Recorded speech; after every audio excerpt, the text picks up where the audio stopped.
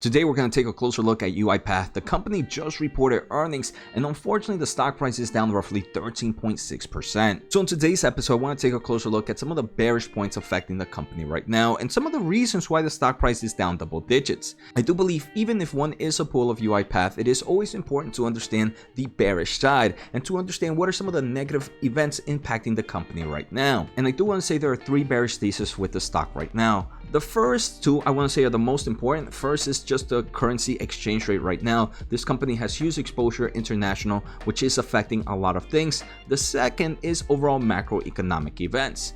The third event I want to say is one that's not too big at the moment, but they are discussing it a little bit more, and that's competition. And we're going to touch all that in today's episode. So let's get started. I do want to thank The Motley Fool for sponsoring this video, and make sure to check out fool.com/Jose to get the top 10 stocks to buy right now. So like I mentioned, UiPath right now is down roughly 13.4%, but we can see it is up from its daily low, roughly 7.2%. The company is down roughly 78% from its 52-week high with a current market cap of $7.3 billion. So like I mentioned, today we're going to take a closer look at some of the bearish points for UiPath, but that doesn't mean that there aren't bullish points for UiPath, and I probably will do another video later on some of the bullish points behind this company. One prime example is their ARR has finally exceeded $1 billion, and it was up 44% year over year. All right, so let's start off with the first bearish point, and I want to say that's foreign exchange rates. And they do mention this is one of the main reasons they are decreasing their overall guidance. So the company did give guidance for the third quarter, and they also gave a full year fiscal 2023 guidance. Unfortunately, both guidance did not meet analyst expectations, which is kind of giving a sour kind of taste to many investors.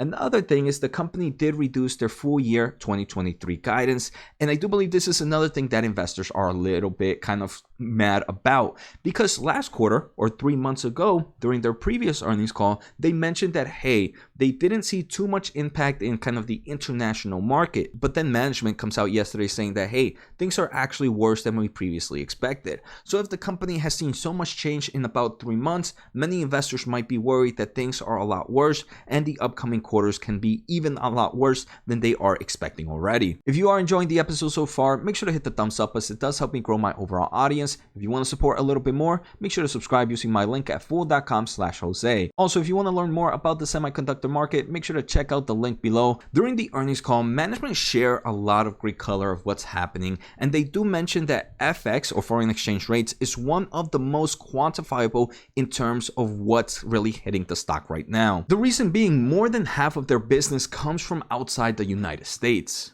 So even though they are still seeing strength in the United States, they are seeing kind of a bigger deterioration in Europe and Japan at the moment, which is really hitting the company's financial numbers. We can see how big of an impact FX is for the overall company. For example, this quarter they represented $242 million, which was roughly 24% growth year over year. If you do exclude FX impact, it was actually a 35% year over year growth, because the company did see an impact of roughly $20 million. During the quarter, the company also added roughly $66 million of annual renewal run rate. But during the earnings call, they mentioned that FX created approximately $8 million headwinds to net new ARR in the quarter and roughly $12 million headwinds to the total ARR balance. Here's another prime example. Dollar-based net retention rate was 132%, but if you exclude FX impact and Russian sanctions, it would actually be roughly 135%. So you can see how FX is really affecting this company's overall performance right now, and we don't know how long this risk will continue, so it's definitely something that investors should keep in mind of. The second reason the company is reducing their guidance is the overall macroeconomics. During their earnings call, management did mention that their customers right now are taking a little bit longer with budget discussions just because of what they're trying to kind of forecast